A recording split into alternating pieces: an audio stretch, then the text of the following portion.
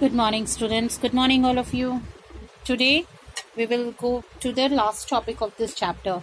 We have already discussed about the adaptation to the habitat, how the animals adapt themselves in different climatic conditions, and on the basis of their habitats, they were grouped as terrestrial, aquatic, amphibians, aerial, and arboreal.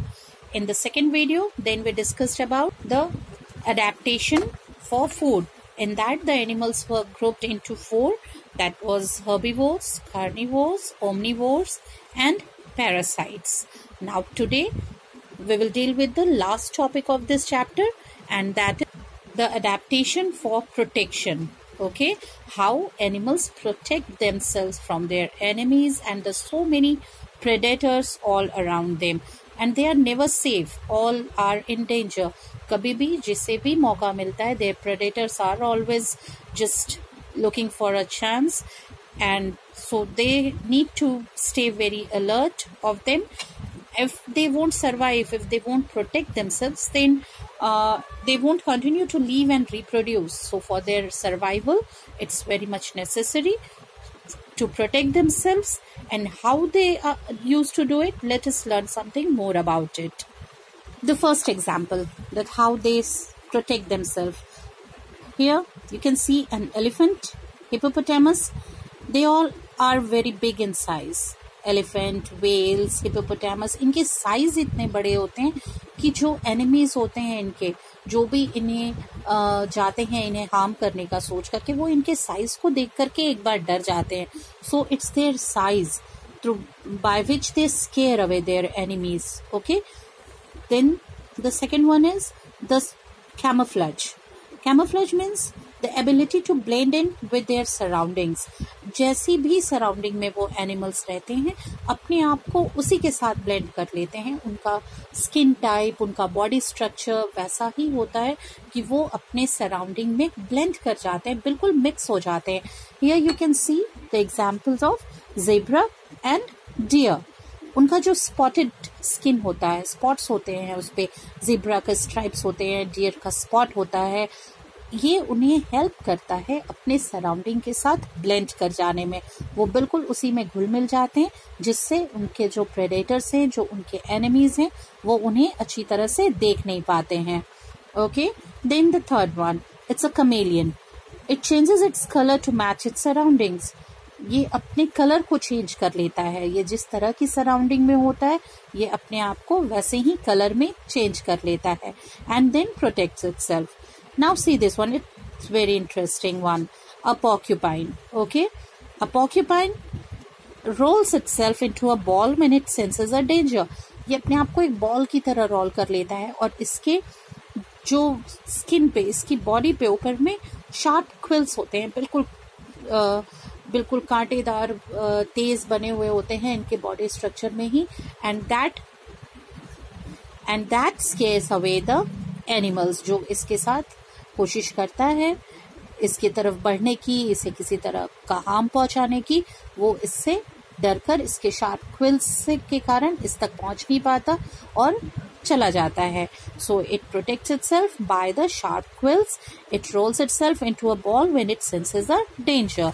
Now this one, this picture, a puffer fish. Puffer fish क्या करती है, अपने को एक balloon की तरह inflate कर लेती है, बिल्कुल फूल जाती है एक बलून की तरह, और इसके भी स्किन पे शार्प स्पाइन्स होते हैं, बिल्कुल कांटे तेज बने हुए होते हैं, और ये अपने एनिमीज से अपने आप को प्रोटेक्ट करती है. ये इतने तेज होते हैं कि कोई भी इसके एनिमी इसके पास आ नहीं पाते. ये बिल्कुल फूल करके और इसी तरह से अपने आप को एक बॉल के जैसा बना लेती है, और ये जो शार्प स्पाइन्स होते हैं वो सीधे सीधे खड़े हो जाते हैं, बिल्कुल स्ट्रेट हो जाते हैं, जिससे कि एनिमीज इसको हार्म नहीं कर पाते हैं. Now see this one, deer. Okay, what deer? It has very strong leg and can easily run away from danger. ये दौड़ने में बहुत तेज होते हैं, और बहुत तेजी से जब भी कोई डेंजर सेंस करते हैं या इनके प्रेडेटर्स इनके आसपास होते हैं, तो ये बहुत तेजी से वहां से दौड़कर और अपने आप को बचा लेते हैं. Now you see this picture, it's a image. ये एक इंसेक्ट है. These both, like a twig and leaf.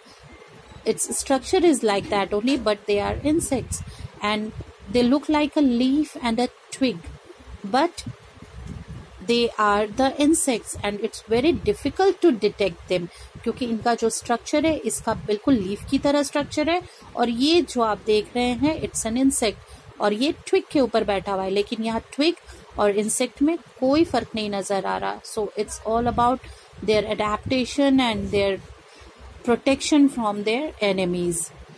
Now this one, the Arctic fox. It changes the color of its fur from brown to white. Okay, ये Arctic fox है. Arctic regions में ये frocks रहते हैं और क्योंकि वहाँ हर तरफ सिर्फ स्नो होता है, so it's all white all over there. जो पूरी सराउंडिंग होती है वो बिल्कुल वाइट होती है. So what it does, it changes the colour of its for from brown to white. Okay, from brown to white to blend it with the surrounding of the snow. ये जो पूरा snow से भरा हुआ होता है आर्कटिक रीजन और बिल्कुल वाइट होता है, और उसमें अगर कोई ब्राउन फॉक्स नजर आए तो ऑब्वियसली बहुत आराम से उसे उसके एनिमीज पहचान सकते हैं. सो व्हाट इट डज, ये अपने फर के कलर को व्हाइट में चेंज कर लेता है जिससे कोई इसे पहचान नहीं पाता. ये बहुत आराम से ब्लेंड हो जाता है अपनी सराउंडिंग में. Now this one, a tortoise has a hard shell on its back. It hides inside its hard shell to save itself. जो ये हार्ड शेल है इसके अंदर ये अपने आप को छुपा लेता है, इसके अंदर चला जाता है, और ये जो हार्ड शेल है वो इससे हेल्प करता है इसे बचाए रखने में. It protects. Now see this last one, a frilled lizard.